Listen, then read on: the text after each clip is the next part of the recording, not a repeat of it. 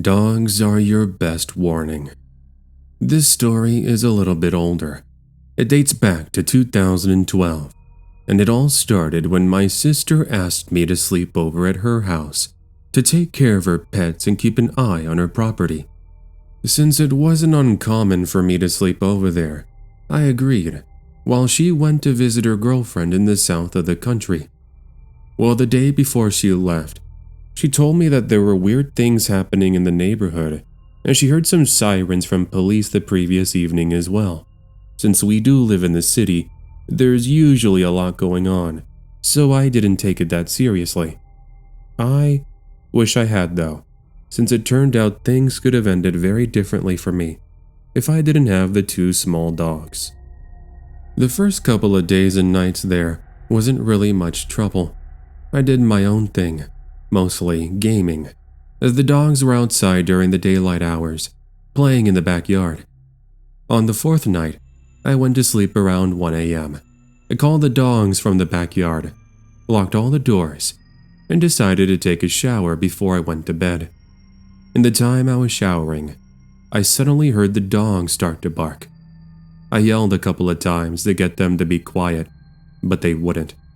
So a little annoyed, I went downstairs, walked into the room, and in my peripheral vision, I saw a figure of a person jumping over the small fence in my backyard.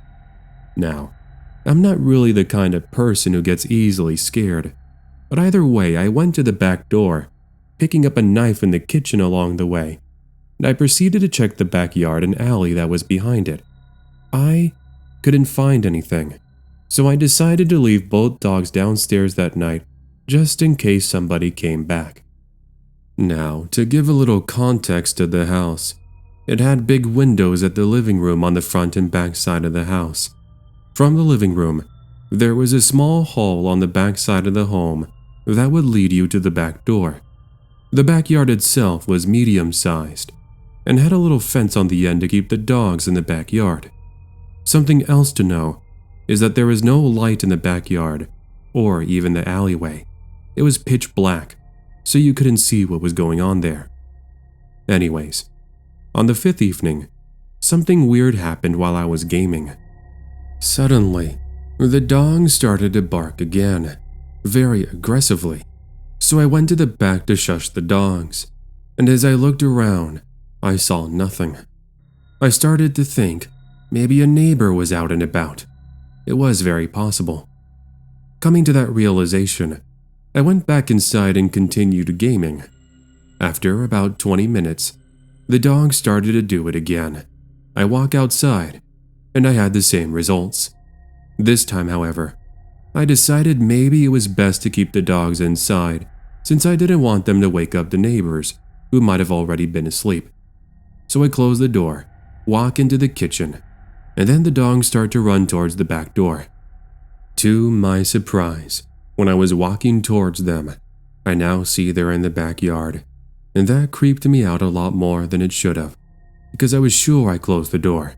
And in case you're wondering, no, there was nobody. So even more alarmed, I now bring them back in for a second time. Then, I made sure to lock the door. When I turned away from the door, I suddenly heard the door handle violently shake. Someone was trying to open the door. Thus I turned around and I see a shady-figured man sprinting away from my backyard.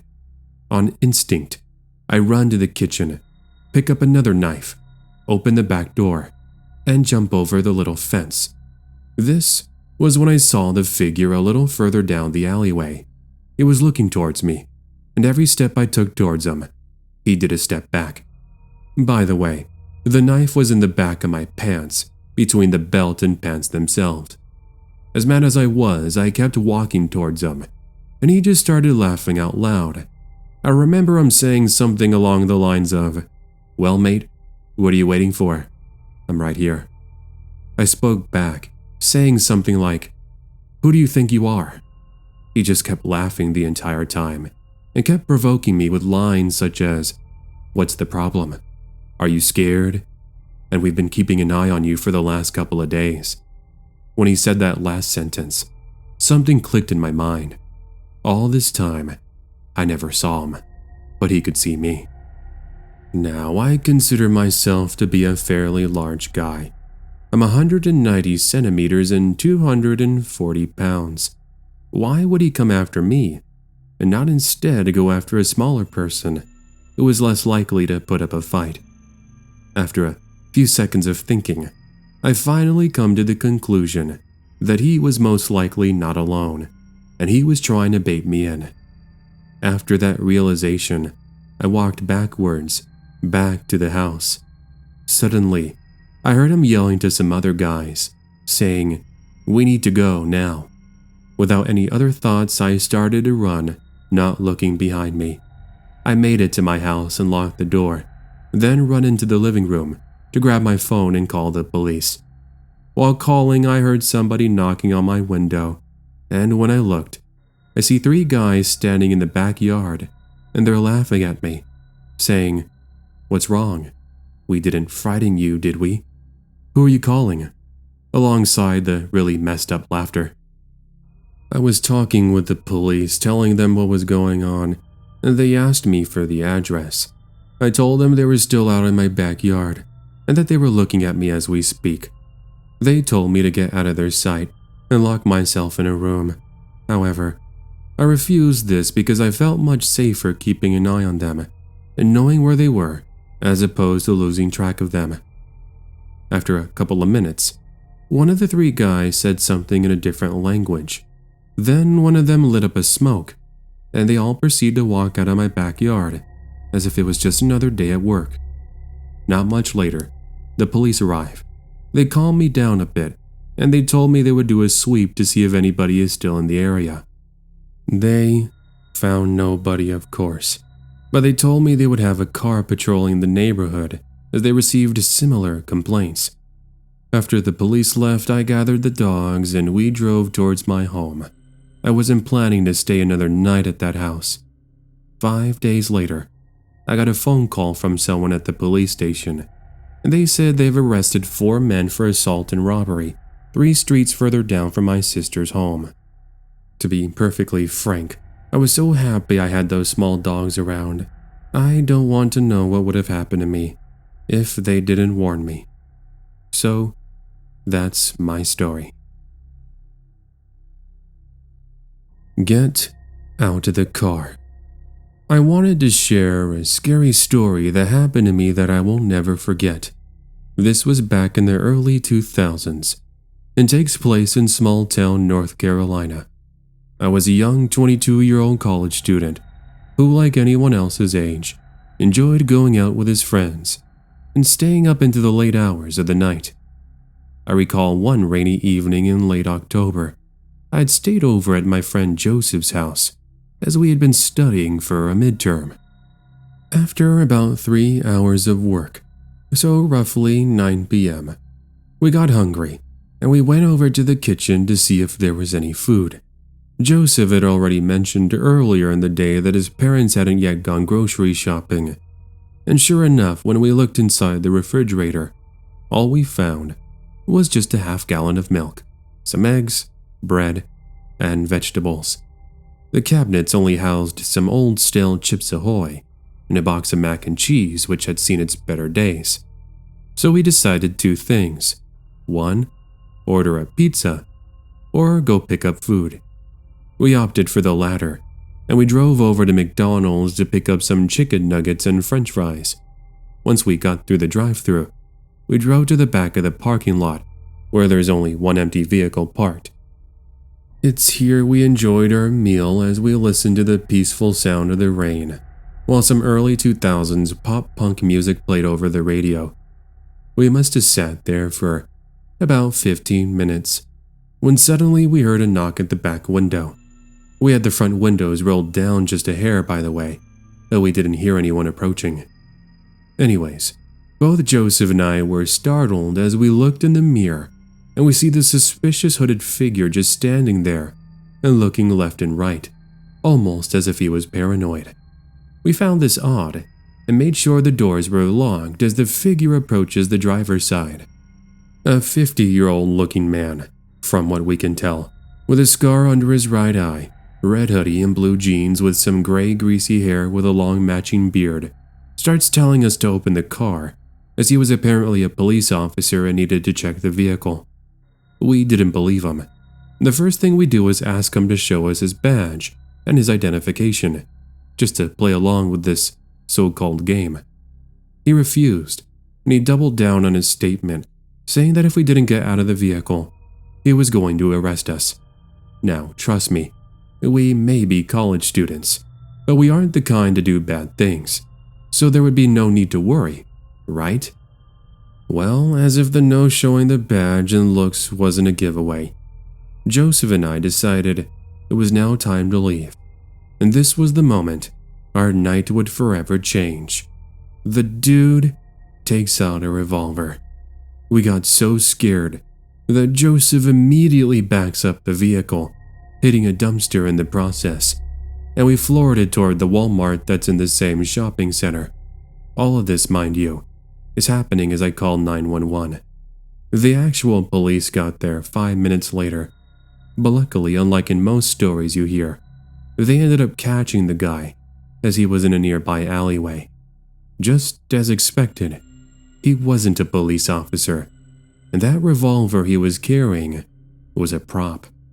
I don't know whatever happened to him and what his intentions were, but it's safe to say the dude got locked up for a very long time for impersonation.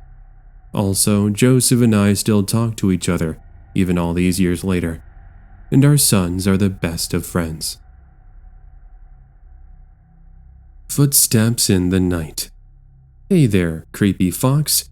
I have a story I wanted to share with you that happened to me roughly 20 years ago when I lived in rural Arkansas. Apologies if I don't recall everything word per word. I'm doing the best I can. Side note, I'm writing this up just as I finished talking to my friend Anthony. He was with me the evening that this occurred, and he's assisting with the details. So let's begin. It was a chilly February evening, and Anthony and I are up playing some video games at his house, as we're munching on some pizza rolls and chips. For some context, Anthony lives practically in the middle of nowhere, with the nearest neighbors being at least a half a mile away. Anyways, Anthony's parents had gone to bed at roughly 8:30 p.m. It was currently 10:45 p.m. Everything so far seemed to be normal, at least as normal as could be, as we continued gaming into the late hours. I believe we were playing Mario Kart 64 on the Nintendo 64, if my memory serves me correct, since I remember that's all we played when I went over to his house. Anyways, close to midnight, we got tired of playing and we decided to take a break. As we got up, we figured this could also be an opportune moment to not only get up and stretch our tired muscles, but also throw the trash away in the trash bin that's located outside next to the garage. Little did we know, this was about to lead to a series of quite bizarre, and might I add, scary events. The first thing we do is walk over to the kitchen so we can get the bag of trash, which we remembered was full earlier, and we pour what little was left of our late-night leftovers into said bag. Anthony begins wrapping it, and I walked over to the kitchen door, which has a little window that overlooks Anthony's dark and never-ending backyard. Just as I'm about to place my hand on the door handle, I could hear audible footsteps coming from outside in the backyard. Anthony said something, and I told him to keep his voice down, to which he thought I was trying to scare him. Bear in mind, none of the lights are on in the house. The only source of light is coming from the moon above, which is shining brightly through the windows.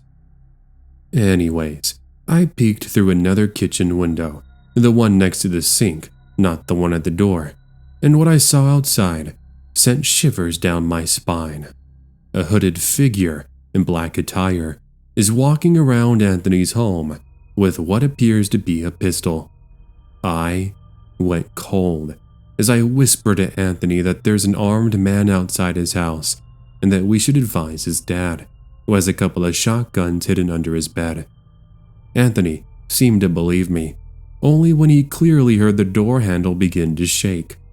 Quickly but quietly, we crouched down and then tiptoe our way into the hallway, then toward Anthony's parents' room. He then started to shake his dad awake as I peeked through the doorframe down the hallway, and finally, after about 10 seconds, which seemed like an eternity, his mom and dad get up. They were, as you would probably already guess, confused, but when I mentioned the armed man, his dad immediately jumps out of the bed, wearing nothing but a blue t-shirt and some boxers, then grabs and loads his shotgun. Now, what happens next comes from the perspective of Anthony's dad, and I'm going to go ahead and include it, as he too helped with me writing this out. So basically what happened was we locked ourselves in the room.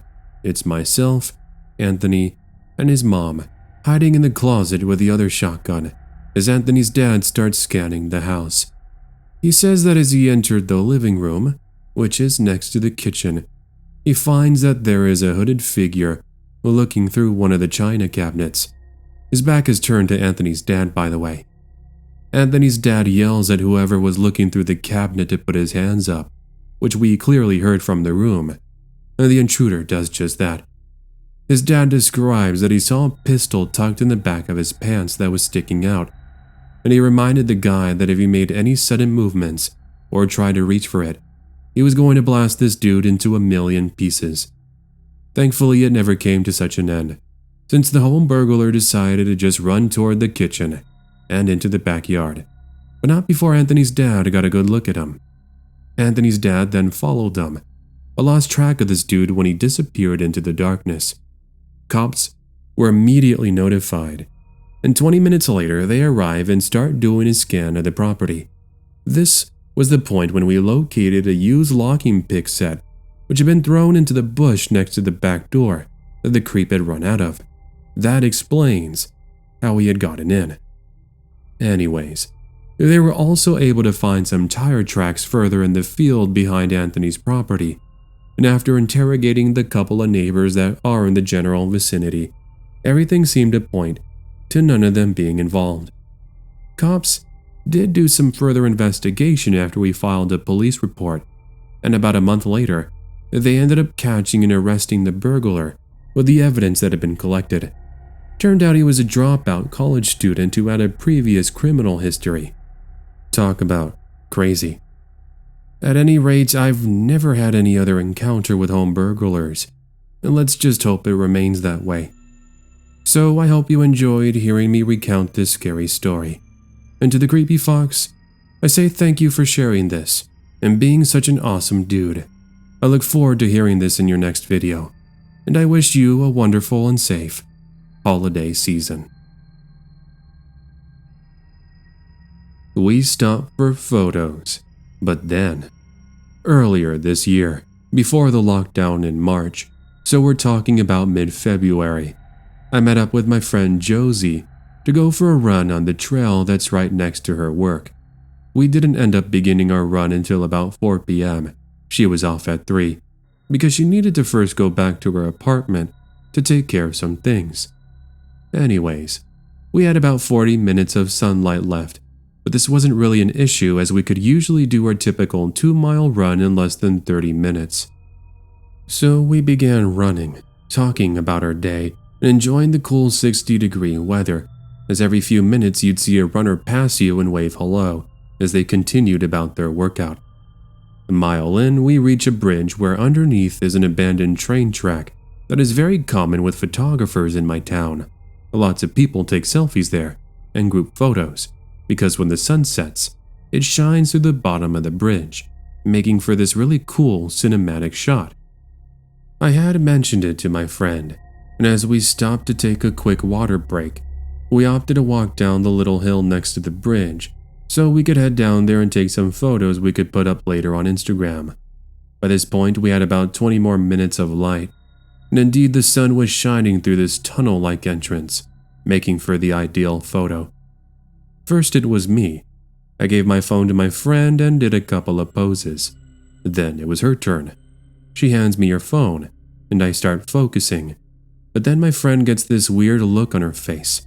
She points behind me, and that's when I hear footsteps.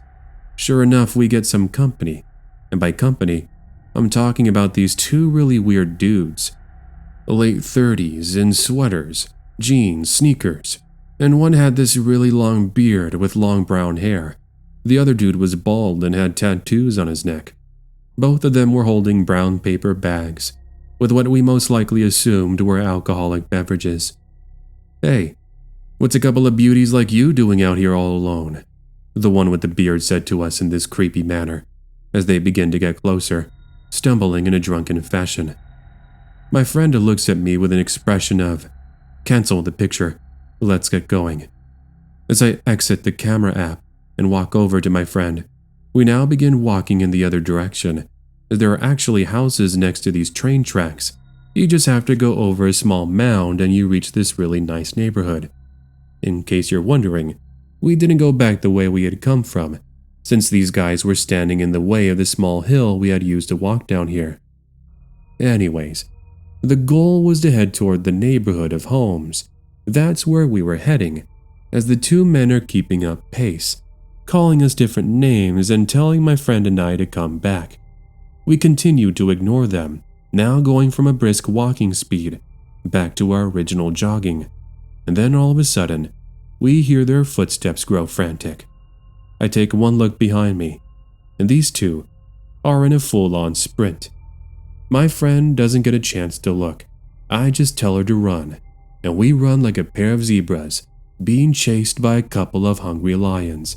As we run up the small mound, actually almost tripping in the process, and heading over to the first house we saw. It's there we see a homeowner watering his lawn, as his two golden retrievers were laying on the front porch. Both dogs approach my friend and I, as the man looks at us with a look of confusion plastered across his face.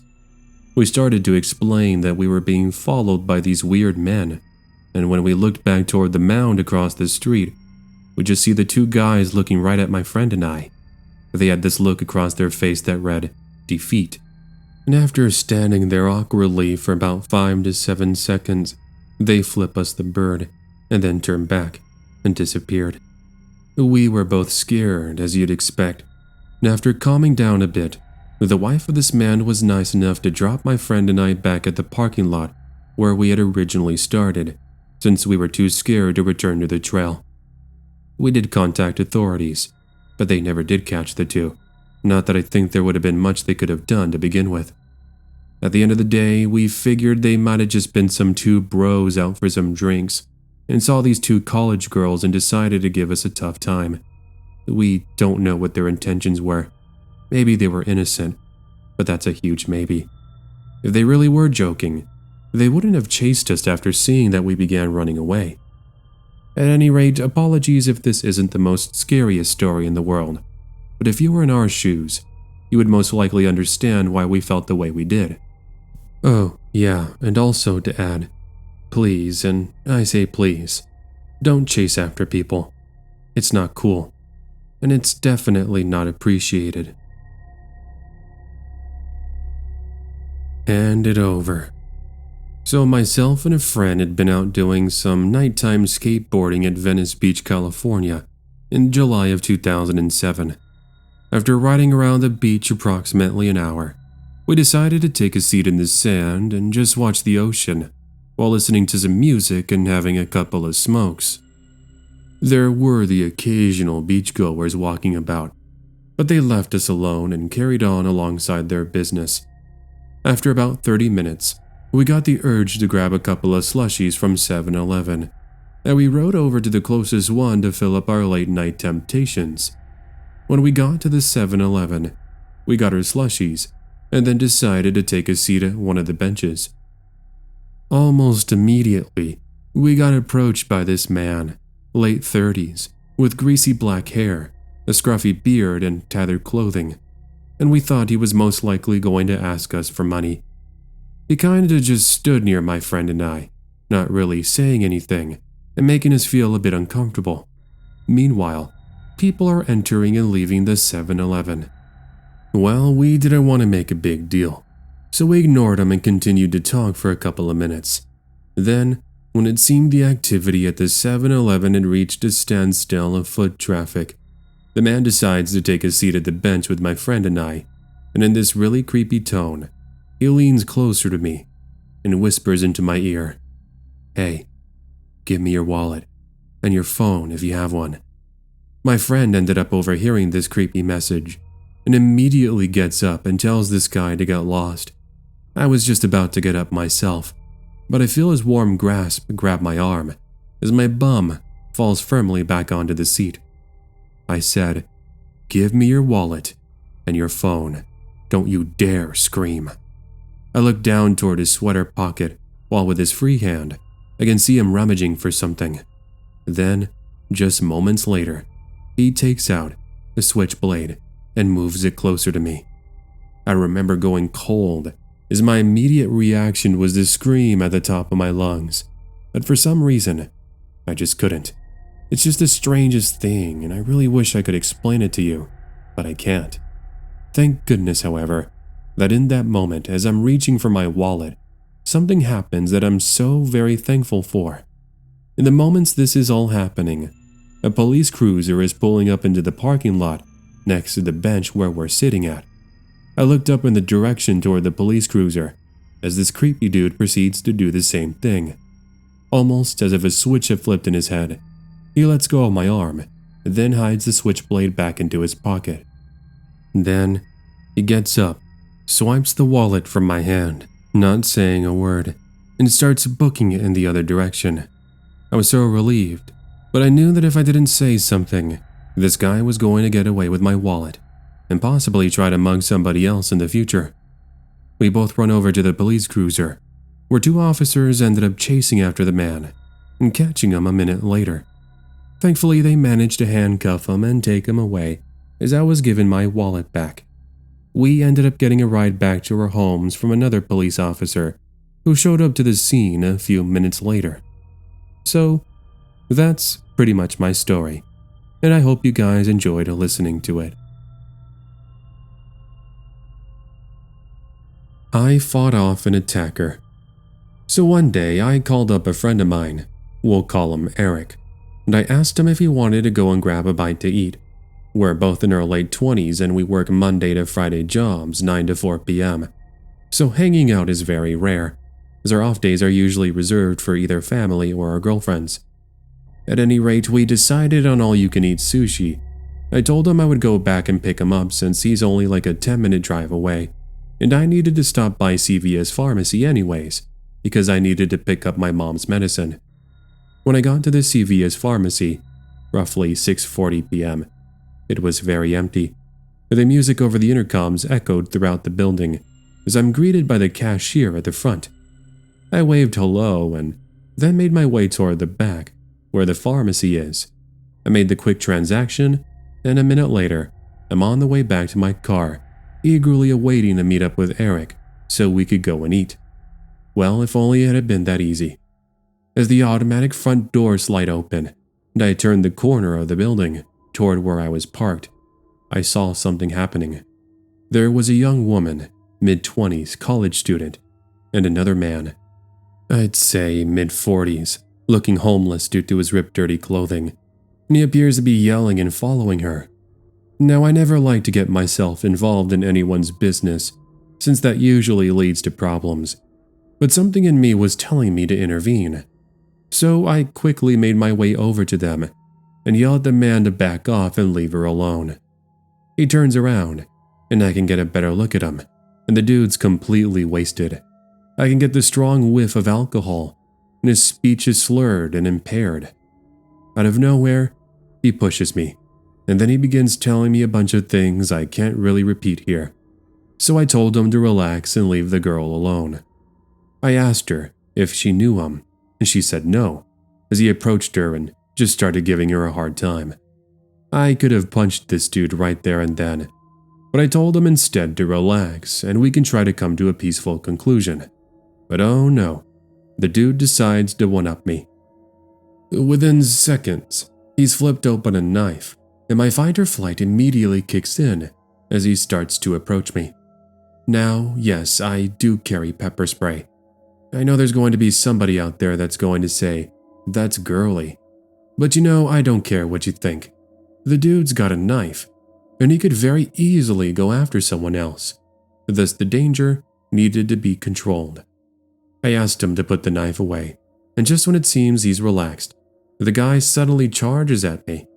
I, with my pepper spray that's clenched in my pocket, quickly take it out and spray him right in the eyes. He tries swiping at me in that moment, but I jump out of the way as he falls to the ground and starts screaming. By this point, a couple of other bystanders had come over who had seen the whole thing and had already called the police. Within minutes, officers are at the CVS pharmacy as we held the man detained as they got there. Luckily, his knife-wielding days came to an end as they end up arresting him and taking him into custody. I was of course questioned, but later cleared thanks in part to the bystanders and the eyewitnesses. As for the sushi with Eric, that was cancelled until the following evening, since I wanted some time to settle. Regarding the young woman I met that day, I'm friends with her, and both her and my girlfriend have become like long-lost sisters, going to the mall, getting their nails done, the usual girl stuff. Now, to all my friends listening, don't be afraid to defend yourself when presented with danger. It doesn't matter what the tactic might be. After all, at the end of the day, it's your safety. So take that into consideration. I was followed back home. This is something that happened to me 4 years ago, one evening when my husband had gone to work. For reference, this is coming from the perspective of a 33-year-old female who at the time of this occurrence was 6 months pregnant. Anyways, I just finished a long day of cleaning the house and was enjoying some television, sitting on the couch with my pet cat laying peacefully on my lap. After about an hour of sitting, I got in the mood for an iced coffee from Starbucks, and I almost considered having somebody deliver it to me. But then I thought, the Starbucks is only a 3-minute drive away. Why would I want to spend all that money just to deliver my drink? I was able to convince my lazy bum to get up from the couch, and I made the quick trip to grab my dose of caffeine. Who knew that grabbing my coffee was going to be the cause of such a bizarre, and might I add, creepy encounter? I reached the Starbucks, pulling up to a parking space and then make the short walk over to the building. Apart from a couple of patrons that were sitting inside and one person ordering, everything is relatively quiet. I enter the Starbucks and I'm immediately welcomed by one of the baristas who I was friends with as I take out my phone so I could get my Starbucks app ready. I made my order moments later, and I'm standing next to the bar area looking at my phone as I await my drink. Instead of being interrupted by the barista, somebody puts their hands on my shoulder, and instantaneously, I get this very strong smell of what I can best describe as a mix of rotten eggs and weeks-old worn socks. I step forward a few inches, then look behind me in confusion, and I can see it's this weird man with one of the creepiest smiles I'd ever seen. "Hey, could you please keep your hands to yourself?" I barked back at him, trying to get the attention of everyone in the building. Luckily, that seems to work, and he kinda just backs off and says he just wanted to say how beautiful I looked and how I reminded him of his daughter. Sort of a strange compliment, I thought, but I tried not to make a big deal, as thankfully my drink was ready and I could finally leave. I grabbed it and made the assumption this was going to be just a one-time deal. But unfortunately, this man follows me out of the Starbucks, and for the first few seconds I thought maybe he too was leaving. But when he called out to me, I knew he was looking for more. I ignored his continuous catcalling and I continued to walk over to my vehicle, grabbing my car keys with my free hand out of my purse so I could disengage the lock. "I just want to talk to you. Could you just give me a moment of your time?" he says, sounding a lot more desperate and anxious. I told him to get lost, and he suddenly flips out on me. He starts screaming and shouting, and even kicked at my car saying that he just wanted to be friends, and I was being the jerk for ignoring him. Yeah, as if him catcalling me and kicking at my door wasn't the definition of being a jerk. I just decided to back up and I pulled away, and I began making my way towards the exit of this parking area. That should have been the end of the story, but it wasn't. When I looked in my rearview mirror, waiting for an opportunity to get onto the street, I see a brown Ram Power Wagon just inches away from my back bumper. Yup, your assumption was correct. It's the creep, and he's trying to get me to pull over. I booked it as soon as I get the chance to, but he's continuing to follow me, and I'm starting to panic. Looking back, I know leading some random person that's following you back home is a terrible idea, but in that moment I hadn't thought of it. Maybe this was a blessing, and you'll see why in a moment. I pulled up into my neighborhood, my husband just picking up the phone, as I can see my house and I'm struggling to get words out to him. He tells me to relax and asks me where I was, since he had come home to pick something up, but he couldn't find me. I did notice he was parked in the driveway, by the way. I managed to get out that I'm being followed by a strange man, and I ask him to step out of the house in order to assist me with getting rid of this creep, who at this moment, I've come to the conclusion that he's completely insane. So I pulled up into my driveway as the man in the Ram Power Wagon stops and parks just a short length behind me. I decided to wait in my vehicle, keeping the doors locked, as this dude makes his way over to my window with what's a utility knife in his grasp. I can still remember my hands shaking and my palms sweating while he starts banging on the window, but the sense of relief falls over me a few seconds after when I can see my husband storm out the front door with his shotgun. In seconds, the man does a complete 180 and books it back to his vehicle. Since this was in the evening, it was sort of difficult to get a picture of him with my old phone, but I did manage to snapshot his license plate, and I also got a picture of him when he was pulling away from the driveway. As you'd expect, I was completely shaken to the core, and I couldn't stop from shedding tears as my husband holds me in his arms and tells me everything was going to be fine. For some good news, the cops did manage to catch up with him, taking our police statement and evidence seriously, and since that evening, I've never seen or heard from that creep again, apart from his insurance paying for the damages he caused in my vehicle. Whether he was on something or he was genuinely trying to stalk me, I don't really know, and I never really looked into it more to figure it out, since I wanted to put the incident behind me. My husband and I have since moved to another state, and we live a quiet and peaceful life with our 2 young daughters. Snow versus Burglar. Hey everyone, this story I'm about to tell you all about happened in the winter of 2010. It's an experience I've been wanting to share for the longest time, but I never really got around to write it up. So here it is, and I really hope you enjoy it. So my parents were out eating dinner with some friends of theirs, and I was home alone with my 2-year-old Siberian Husky, Snow. She's the breed with the brown and white fur, and I still have her to this day, although she's a lot less energetic. Anyways, it's around 7:45 p.m. The sun had just gone down a little while earlier, and I'm in my room playing Call of Duty Black Ops 1 with a couple of friends. During a game of zombies, Snow walks into my room and starts to whine. It had been a few hours since I had taken her out to use the restroom, so I thought perhaps that's what she needed to do. I told my friends to protect me as I sat in a corner, and then I got up and grabbed a leash so we could head outside.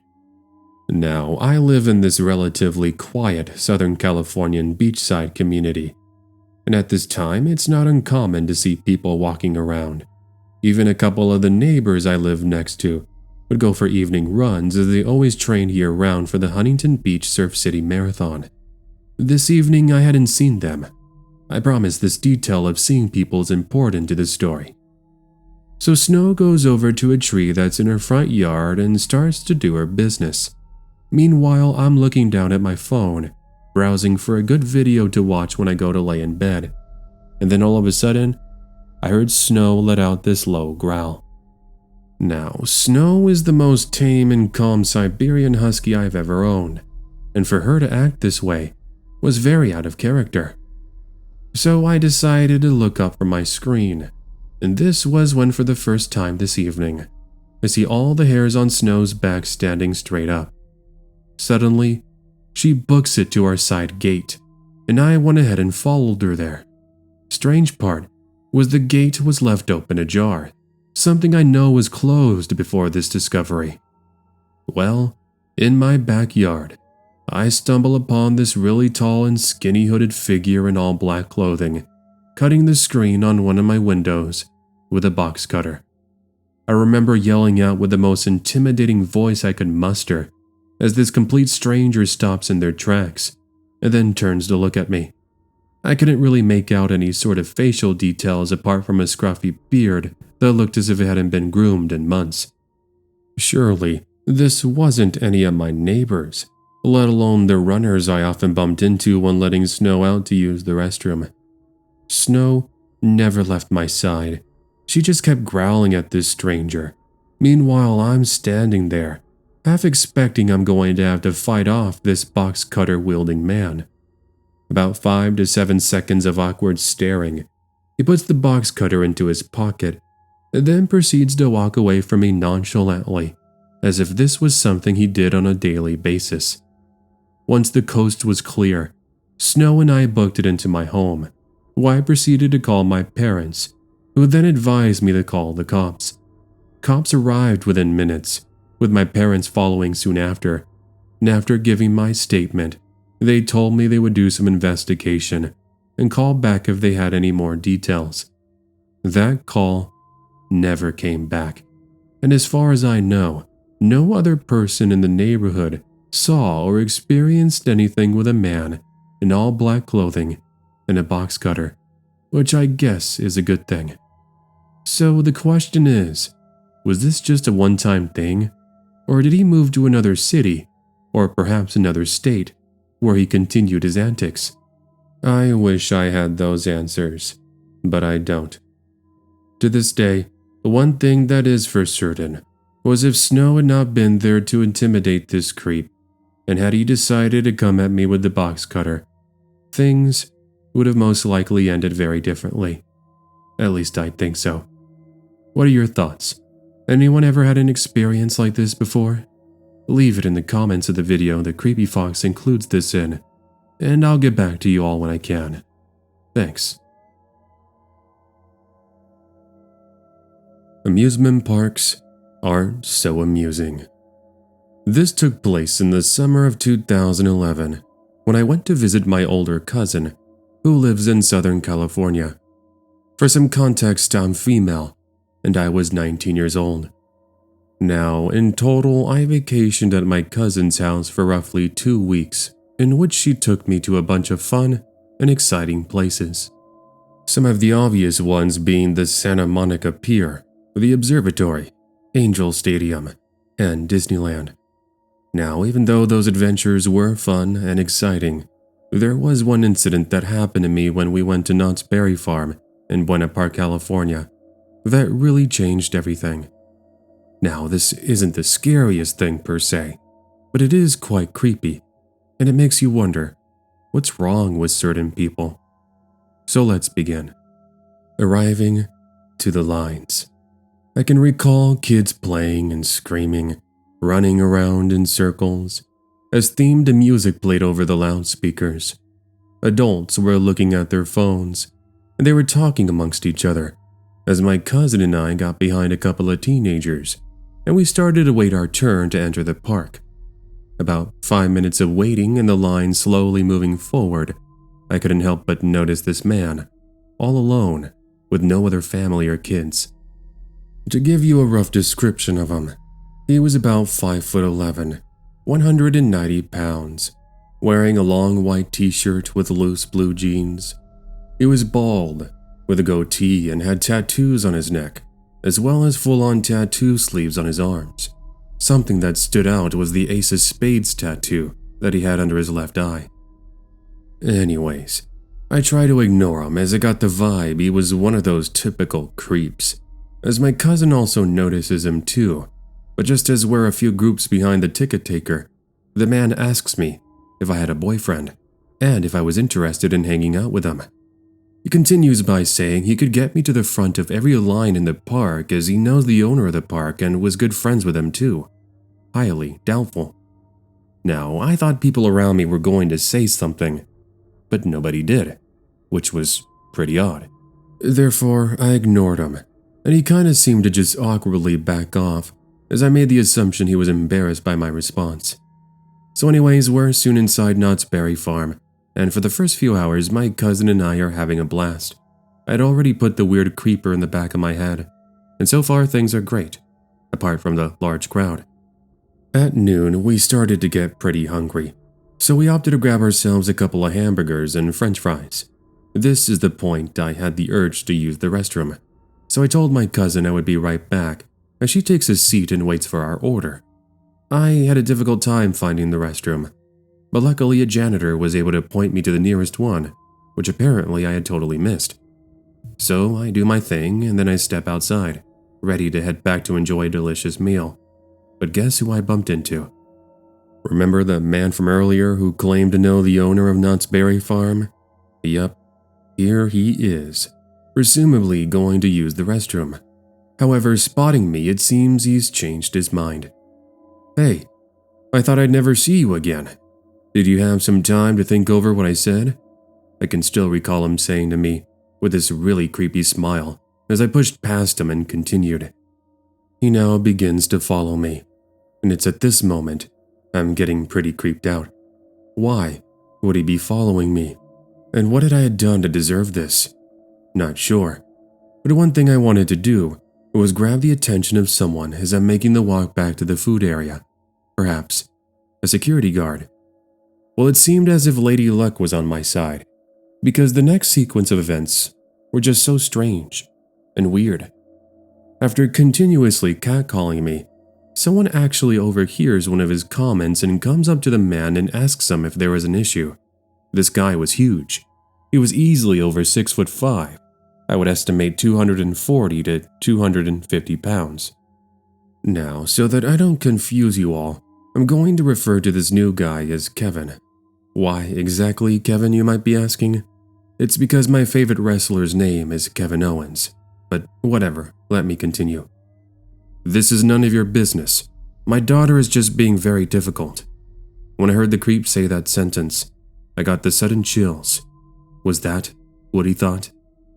I proceeded to tell Kevin, who was there with his 2 daughters, that I had no idea who he was, and that he had been following me for the past few minutes. It seemed Kevin also didn't believe him, as he overheard some of the catcalling. Knew for a fact you didn't say those certain phrases to your so-called daughter. After about 10 seconds, Kevin basically calling out the creeper, and it seems he's learned his lesson, as he's going to turn around and leave. Kevin then starts walking over to me, but I remember gasping as I tell Kevin to turn around. The creeper suddenly charges toward our direction. I can remember as Kevin turns around and practically knocks the dude's teeth out of his mouth. Yeah, a direct hit to the jaw. The creeper pretty much stumbles back for a few seconds and just looks over to us with his look of anger and defeat. A security guard did happen to see this very moment, and he walked over to me and tried to see what was going on as a crowd of onlookers starts to form. Before the security guard could question Mr. Creeper, however, he just runs away. Luckily, after some explaining, the security guard gets on his radio, and he promises us they'll try to find this creep and kick him out of the park when they can find him. Not sure if they ever did catch him, as neither myself nor my cousin saw that creep again. As for Kevin, I thanked him profusely, and he just told me that he was glad to have been there at the right place and the right time, as he was also very protective of his 2 young daughters, and would have done the same thing. So anyways, that was the time myself and my cousin went to Knott's Berry Farm, and I met the so-called friend of the owner of the park. One evening after work, I was mugged. So, a little background. Back when I was still working for Disneyland in Anaheim, before our closure in March of 2020, I worked as a ticket taker / park greeter. Every day I'd ride my bicycle to and from work, and I'd been enjoying the exercise for my year and a half of employment. Now, it's not that I couldn't afford a car. I just really enjoyed the exercise and thought driving 2 miles to work was pointless since I could avoid the annoying traffic. Well, let me go back to one evening, right after I'd clocked out of work. It was 11:40 p.m. It had started to rain, and I couldn't wait to get back to my house, so I could enjoy the next 2 days off, just watching Netflix and laying in my bed. I almost considered calling my dad and asking him to do me the favor of picking me up, but he had work the next morning, and he had to be up by 5 a.m. I really didn't want to be too much of a bother. Therefore, I toughened up, and I tell myself just to hurry, and I'll be home in no time. So, I begin making my way towards Santa Ana, south of Disneyland. The first mile and a half goes by fairly normally, albeit I'm cold and wet, even with my work poncho on. Then, as if things couldn't have gotten worse, the rain begins to pick up, and then the chain on the bicycle starts to malfunction. Yes, of all times, it had to be then. Well, that was dumb. I opted to walk over to a gas station so I could let the rain settle for a while, as well as have an opportunity to fix my bicycle. First thing was first, however. I wanted something warm. Therefore, I parked my bicycle under the cover of the roof. Then I walked in and asked the cashier if they had hot chocolate. They sure did, and he begins to prepare it as I try to dry off next to a heater. Fast forward about 10 minutes and I finally got a break from the rain. It had now dwindled to a light sprinkle. This was my opportunity. So I returned back to my bicycle, still drenched from the downpour, and I begin to quickly put the chain back on its track. As I'm distracted, however, I hear footsteps make their way toward me. I made the assumption it was just somebody looking to get something from inside the convenience store. However, when I looked up, it was this homeless man. I proceeded to say hello as he just stands there and looks at me and my bicycle with this really weird look. It's like he was completely out of it or something. So I ignored him and I try to get onto my bicycle. Before moments later, he pushes me off. "What's the big deal? What's your problem?" I scream back at him, trying to keep my composure.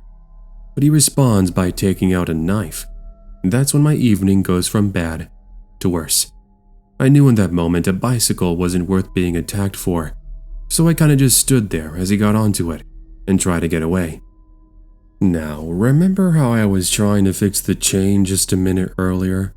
Turns out I hadn't done a great job, as just a few seconds later he falls over and gets drenched in a puddle.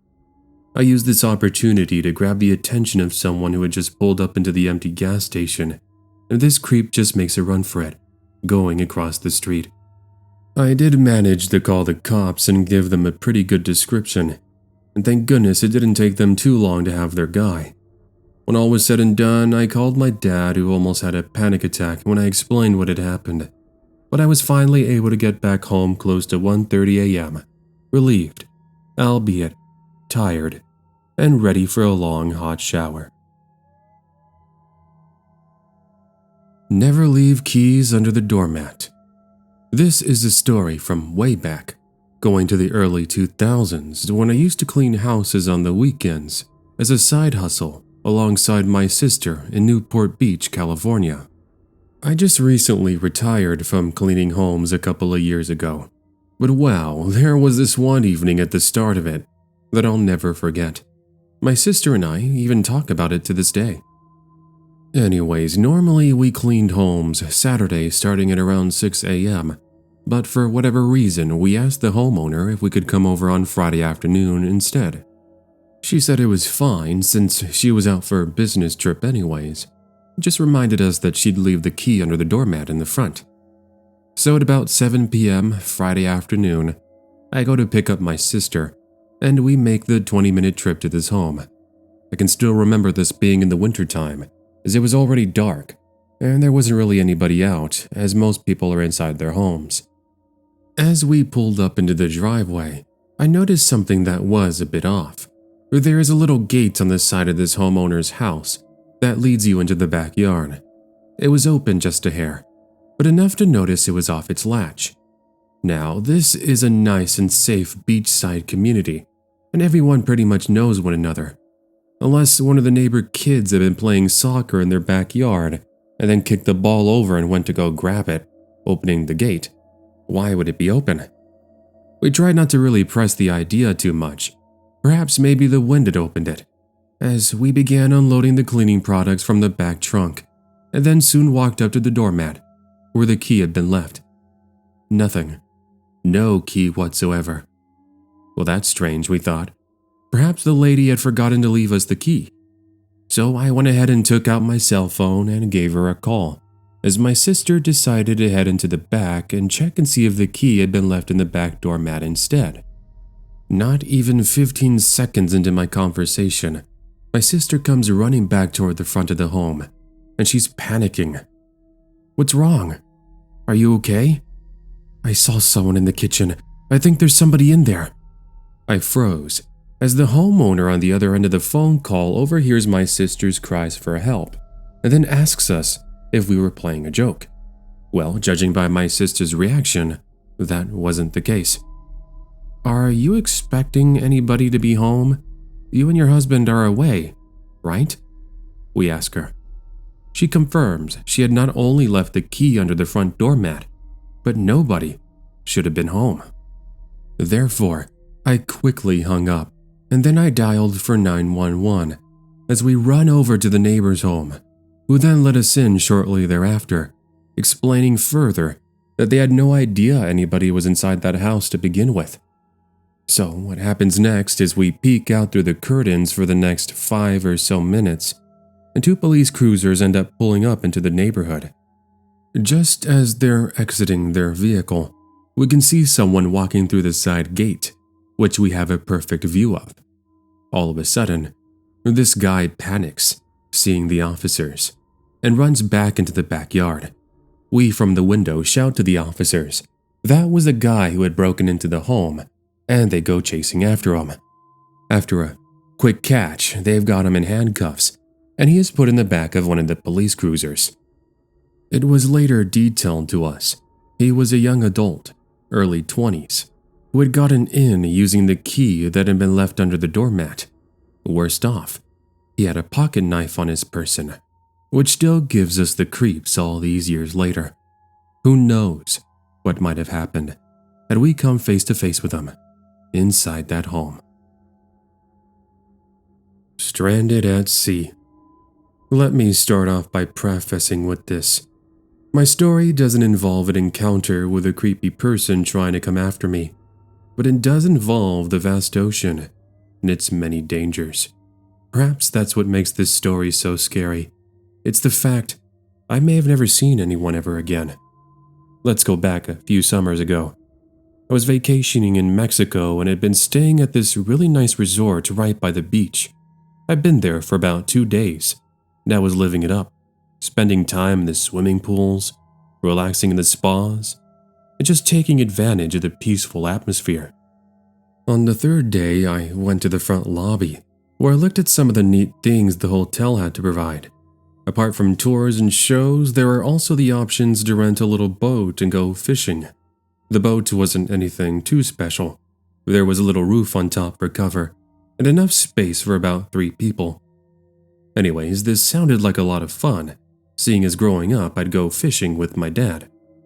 Therefore, I went ahead and rented a boat. I then returned to my room to change and then grabbed myself a fishing rod from the selection they had, and I was soon on my way. I spent the majority of the afternoon fishing by the shore, and I caught some fish here and there. However, one thing I know about fishing in the ocean is you want to head a little bit further in, because that's where you're going to get most of your catch. Thus, I propel my little boat further into the ocean until I find a spot I was satisfied with. I was there for a couple of hours, and by 7 p.m., the sun was just setting. I knew it was finally time to head back and return the boat. No problem. I reached for the engine, tried to turn it on, but there was an issue. The engine wouldn't start. Well, okay, no worries, let me just try again. Nothing. A third time. No sign of engine parts moving. Okay, maybe if I were to wait a couple of minutes, I could try again. 5 minutes pass. It won't start. 20 minutes pass. Still nothing. I was really starting to get scared because I was drifting further and further into the ocean, and with it becoming dark, I was essentially on my own. If there was one good thing for me, it's that the hotel would notice I hadn't returned, therefore I would have to wait for my rescue. I must have waited there for about 3 hours, because finally I was able to see a search party and some powerful lights coming from a couple of boats. Needless to say, after being out in the ocean for almost 10 hours, I was finally rescued. I was cold, tired, scared, but ultimately thankful. As for the boat and the engine's malfunction, the hotel apologized and offered me a free week stay. I took the offer, but I chose to spend my time on land. I still go fishing to this day, but I avoid the wide open waters, such as the ocean.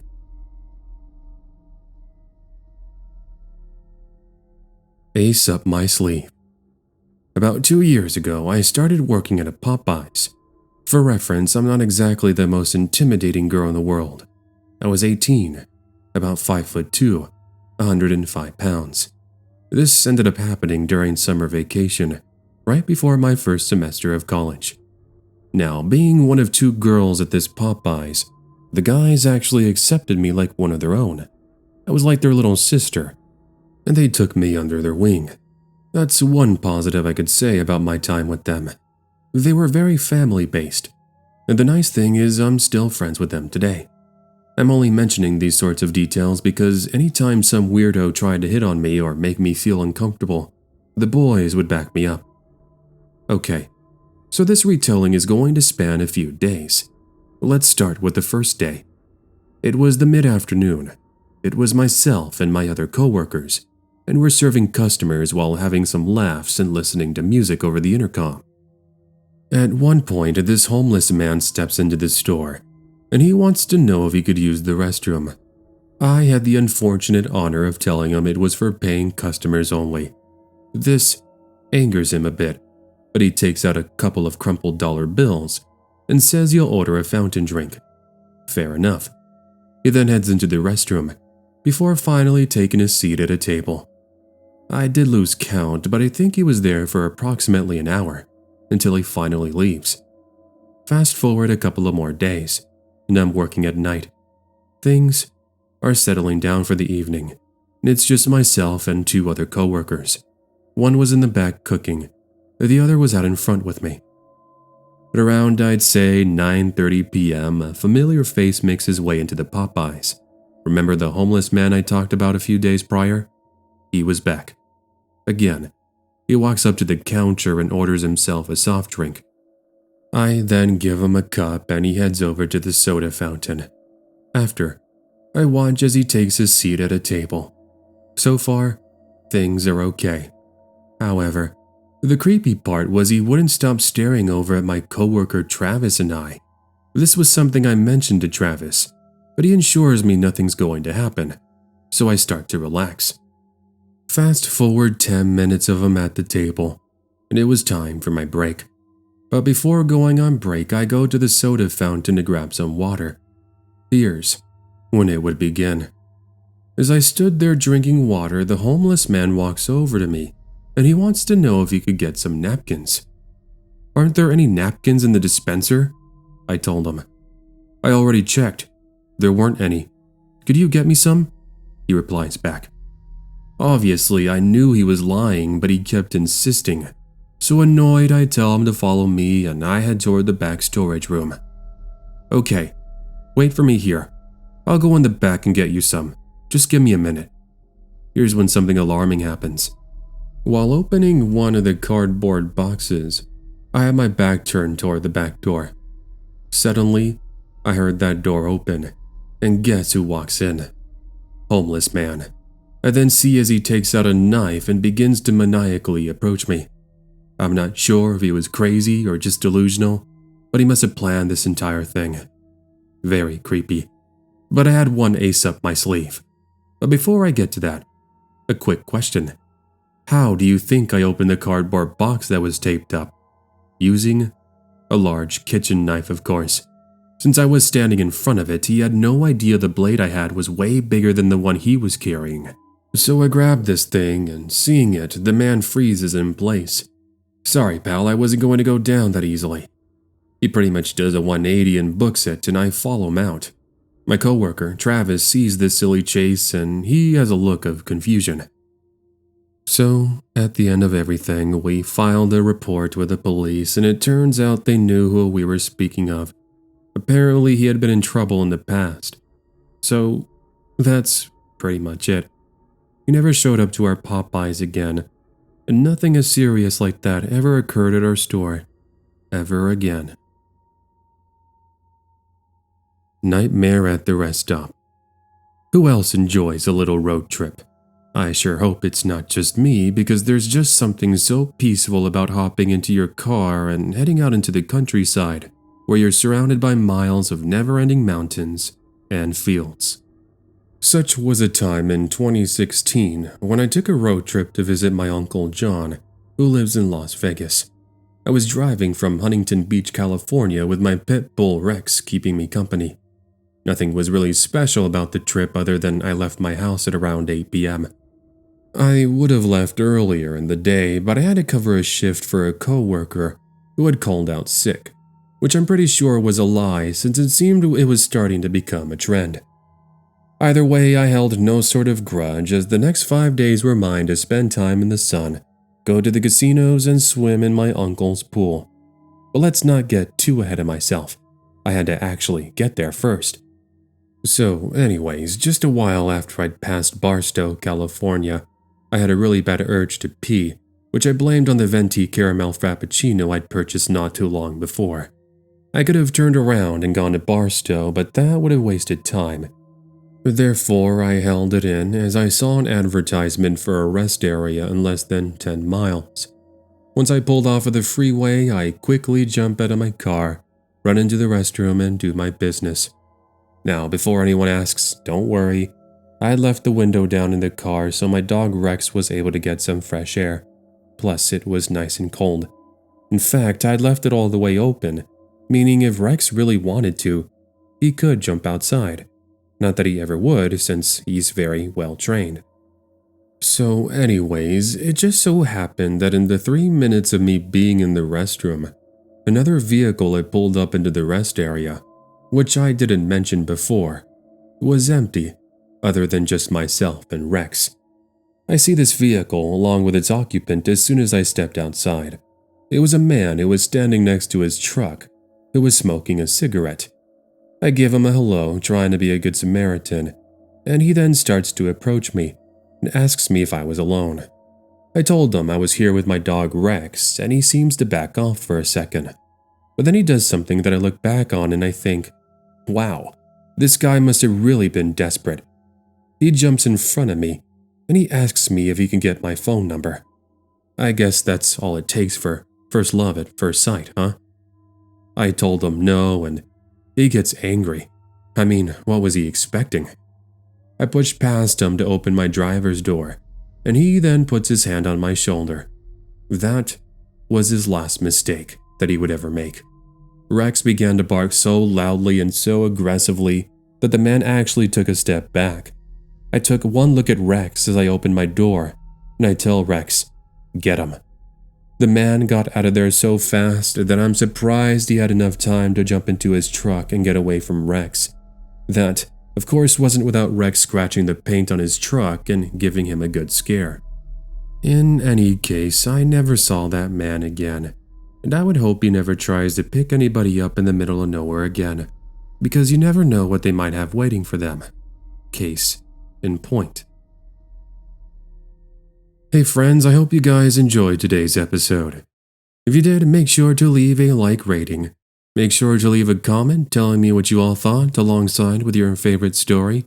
And if you haven't already done so and you're new around here, make sure to hit subscribe and the bell beside it.